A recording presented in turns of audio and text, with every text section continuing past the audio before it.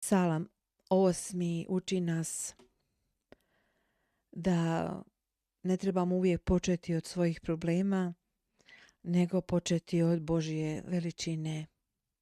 Kad čovjek pogleda nebo, zemlju i sve ono što je Bog stvorio, onda se u čovjeku rađa čuđenje.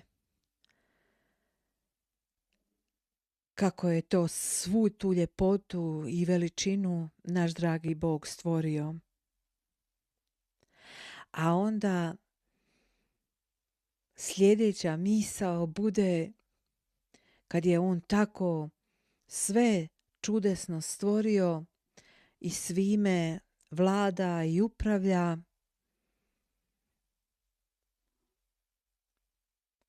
onda jedan tako veliki Bog brine o meni, o čovjeku. On nas vidi, on nas poznaje, on nas ljubi. Zar to onda u mojim očima ne bude još veće čudo? Evo zato sa ovim psalmom sa kojima počinjemo našu molitvenu večer, otvorimo naša srca divljenju.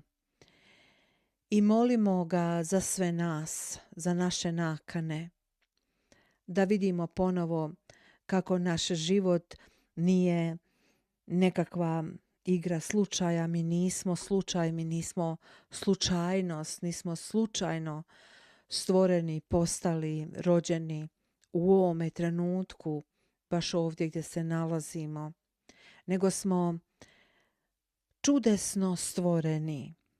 Čudesno smo stvoreni, a sam taj stvoritelj svega vidljivoga i nevidljivoga, svemogući Bog, utisnuo svoju sliku u nas.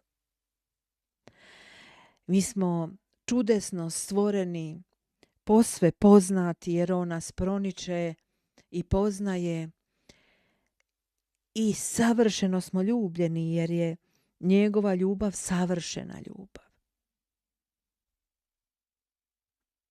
Bog nas doista vidi i on se u ljubavi saginje prema nama.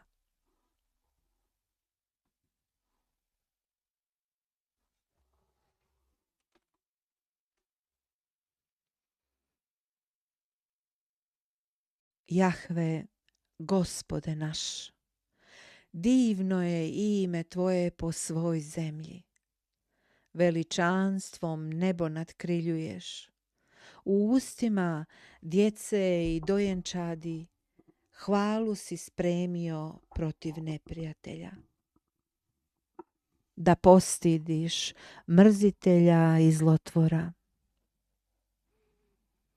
Gledam ti nebesa, djelo prstiju tvojih, mjesec i zvijezde što ih ti učvrsti.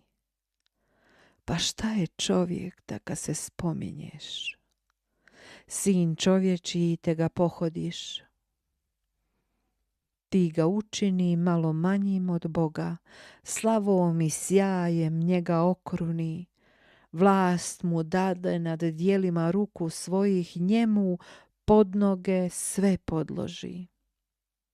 Ovce i svakolika goveda i zvijeri poljske k tome, ptice nebeske i ribe morske i što god prolazi stazama morskim.